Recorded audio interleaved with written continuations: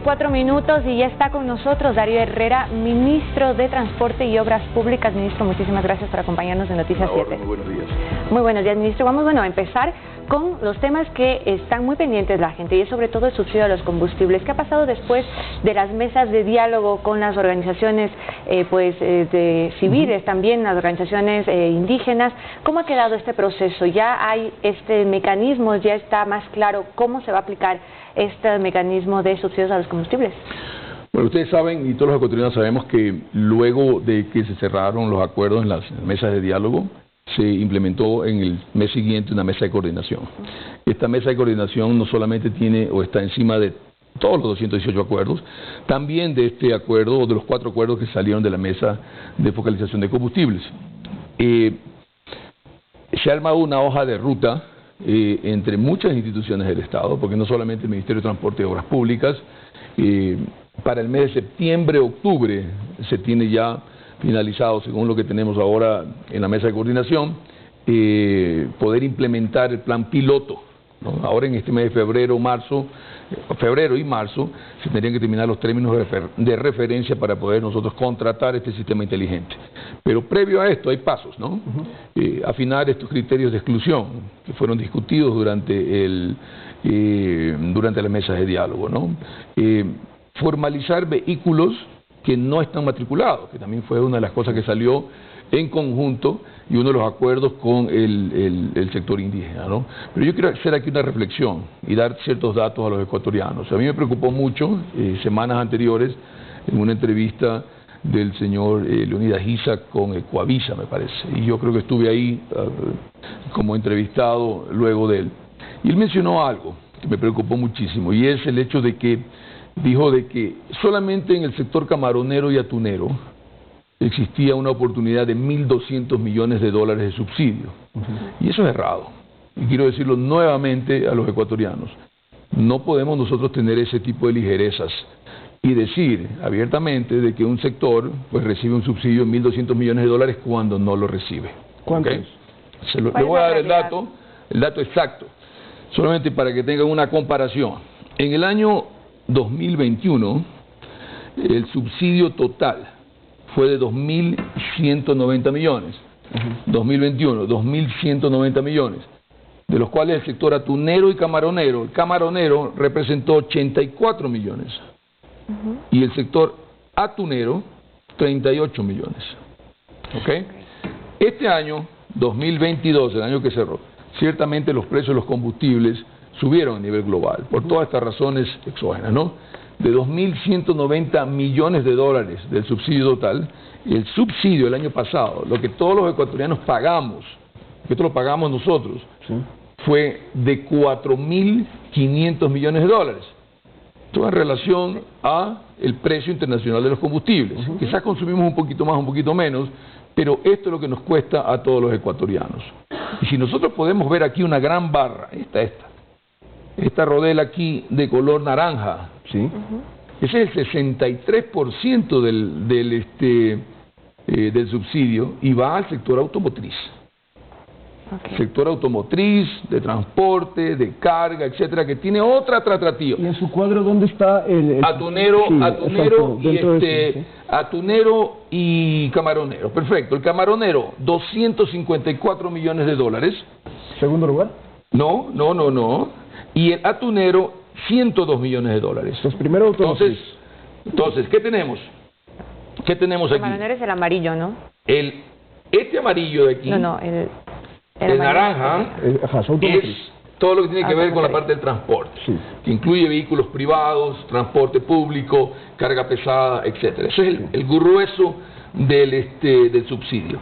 El atunero es esta barra que está aquí, de 5%, perdón, el camaronero, 5.59%, que son 254 millones. ¿Puede, ministro, indicarnos a la cámara para tener más claro? El camaronero, 254 millones, que representa el 5.5% del total de los subsidios. Entonces, si tú sumas los 254 millones del camaronero más los 100 millones de dólares del atunero, tienes 350 millones de dólares. Y mi pregunta es, ¿de dónde salen esos 1.200 millones de dólares que el señor Isa dice? Y lo digo abiertamente, por un solo motivo. Va a ser imposible cumplir un acuerdo si es que está mal medido, pues. Claro. Sí, oiga, aquí hay 1.200 millones y usted no cumple. Claro, nunca voy a cumplir. Pero la CONAIE porque no existe. ¿Esta cifra tiene la CONAIE? ¿Esta información la tienen ellos también? Esta información de Fuente Petroecuador, es público, está en las páginas web, o sea, yo lo he compilado nada más para efectos de mostrárselos a los ecuatorianos. Pero aquí nuevamente el problema es ese, ¿no? No podemos salir, esto es irresponsable de salir a los medios de comunicación y decir el gobierno no cumple y ahí hay una oportunidad y está beneficiando 1.200 millones de dólares a dos sectores cuando realmente es 3 o 4 veces ese valor. Y encima de todo eso, el presidente de la República ya tomó una decisión sobre el sector camaronero, es decir, sobre esos 250 millones de dólares actuó. Camaroneros que tienen sobre 30 hectáreas ya no reciben el beneficio. Ya actuó el presidente de la República. Entonces, encima de eso ha cumplido y seguimos cumpliendo como se ha cumplido con el resto de acuerdos. Y esto es muy importante que lo sepan los ecuatorianos, porque la verdad no podemos seguir mal informando, ¿no? Si nosotros tenemos mala información, queridos amigos, no vamos a poder tomar las decisiones correctas, ni en nuestras vidas, ni en temas tan delicados como estos, ¿no? Así es, ministro, pero ¿y entonces la expectativa es para cuándo ya tener estos subsidios que se apliquen? ¿2023 en algún punto? Sí, por supuesto. La hoja de ruta está para determinar los términos de referencia para poder conseguir el software o las herramientas tecnológicas que permitan la focalización, el método de cobro realmente, y la implementación está para septiembre-octubre de este año. ¿Quién lidera ahora este proceso de implementación y de coordinación? Es el Ministerio de Finanzas, ¿no? Es una mesa muy grande, aquí hay muchos actores, de Petroecuador, sistema de la Agencia de Regulación y Control, nosotros a través de la Agencia Nacional de Tránsito en el tema relativo a la formalización de los vehículos que tienen que ser matriculados, porque uno de los puntos que nos pusimos de acuerdo con el sector indígena durante las mesas de diálogo era uno muy sencillo. La persona que tiene su vehículo matriculado podrá acceder a un subsidio, pero claro, pues tienes que tener tu vehículo matriculado, ¿no? Y ahí hay una gran oportunidad. Mucha gente no tiene el vehículo matriculado, debe muchas matrículas, hay una cuenta por cobrar muy grandes ahí. Otra cosa, determinamos también, según los análisis que hicimos, de que del parque automotor que había tanqueado en el mes de mayo del 2022, 3.4 millones de vehículos en el país, 500.000 no tenían placa, ni siquiera los que no están matriculados, no tienen una identificación, eso tampoco puede suceder. Entonces ahí hay unas grandes oportunidades para las cuales hay que dar cierto tiempo y poder regularizar. Ahora, para explicarle a la gente, esto del software que usted menciona, era que se iba a implementar una tecnología en las gasolineras para saber a qué vehículos les cobran y a cuáles no. ¿De dónde vendría este Es correcto. Bueno, mira, en Latinoamérica y en la región hay alternativas, ¿no? Hay sistemas que están relacionados, por ejemplo, con una tarjeta. Hay sistemas relacionados con un tag o con un chip, así como pagas el peaje. El sistema que se elija dependerá nuevamente de los análisis que está haciendo, especialmente la Petroecuador y la Agencia Nacional de Control y Regulación, que es la encargada de comercializar. No nosotros necesariamente asistimos a las mesas, contribuimos, en esta semana de hecho, me parece que el día de mañana miércoles, vamos a tener una reunión para ya determinar estos términos de referencia y poder lanzar una licitación pública, ¿no? Una licitación pública a las mejores empresas de tecnología de este tipo en la región, claro, que nos puedan proveer del software para poder medir y poder focalizar. Acuérdate una cosa, ¿te acuerdas de que hablábamos siempre de que la focalización es eficiente si la entrega del producto es hecha eficientemente a la persona que necesita? Entonces, ahí hay una gran oportunidad, pero también podría ser un campo donde podemos fallar. Y si fallamos, no tenemos un segundo chance. Hay que hacerlo muy bien desde el principio. Ahora, mi última pregunta sobre este tema.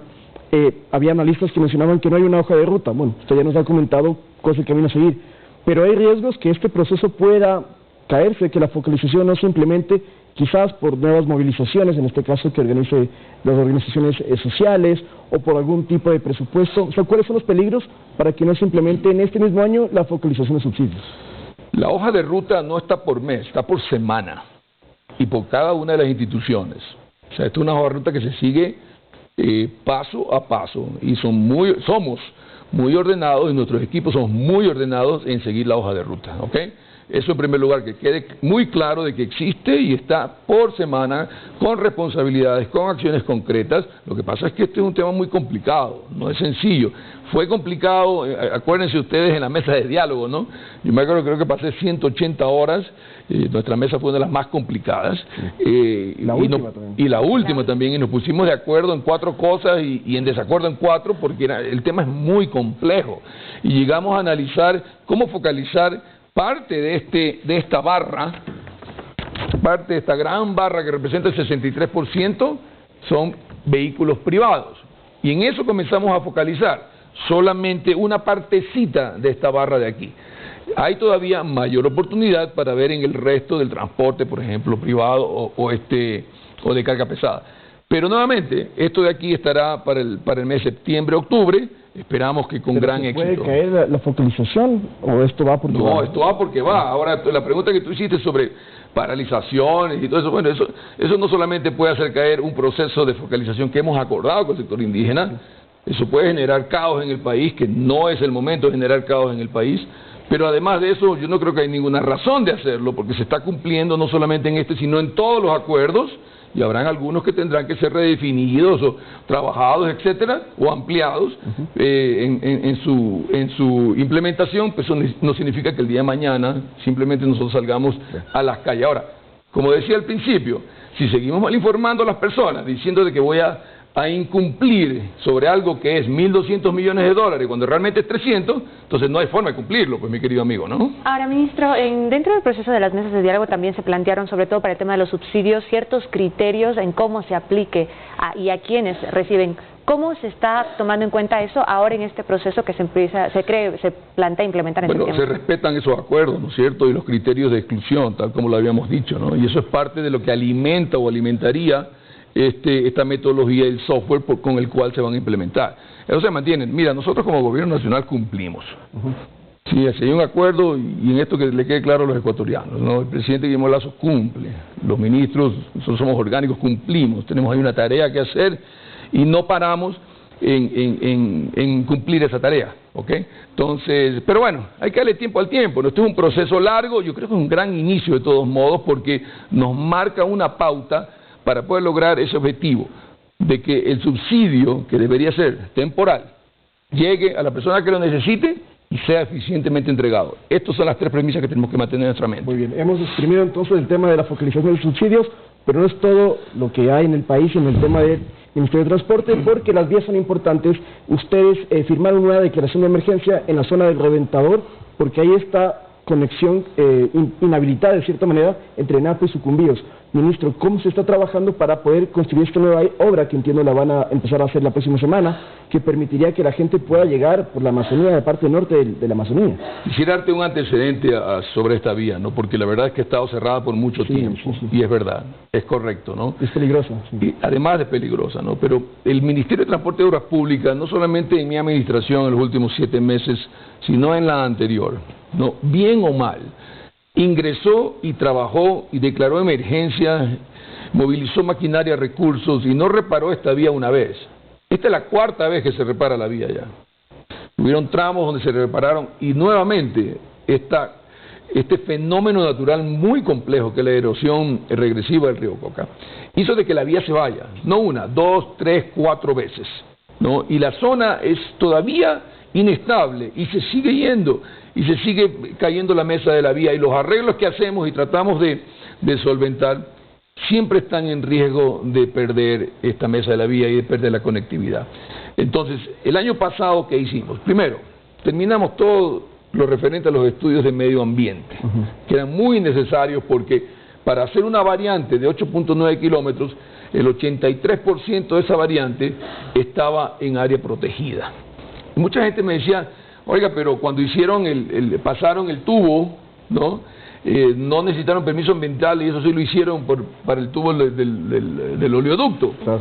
Son 2 cosas diferentes. El permiso ambiental para una vía es diferente al permiso o registro ambiental que debe tener el pasar un tubo. Y les digo por qué. Porque cuando uno pone una vía, uno ya tiene acceso vehicular. Consecuentemente uno puede hacer labores, por ejemplo, extractivas o de invasión, entre comillas, porque tienes acceso al vehículo. Entonces es muy diferente el tema de los permisos. Ahora, el tema ambiental es un tema constitucional, pero ni siquiera es un tema de reglamento. Pero pueden construir esta obra que va a durar un año también. Entre 8 y 10 meses, ¿no es cierto? Y por eso declaramos emergencia, y por eso declaramos emergencia. ¿Por qué? Porque la emergencia continúa, sí. No se ha podido reconectar la vía, y también la declaramos ahora porque ya contamos con, primero, los recursos, con la caja fiscal, tenemos la maquinaria, tenemos todo listo como para poder ingresar, de manera que podamos hacer lo antes posible. Pensamos ingresar el día miércoles 22 de febrero, miércoles ceniza.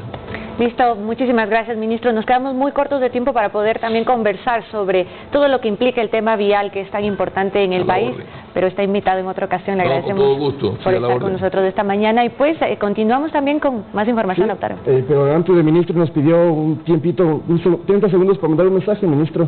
Por supuesto, sí. Hoy día en San Valentín un beso, un abrazo inmenso a mi esposa bella Diana. Nos conocimos el día de San Valentín, ¿sí? Hace 19 años atrás. Muy bien. Sí. Con ese mensaje de amor nos damos de una pausa y volvemos con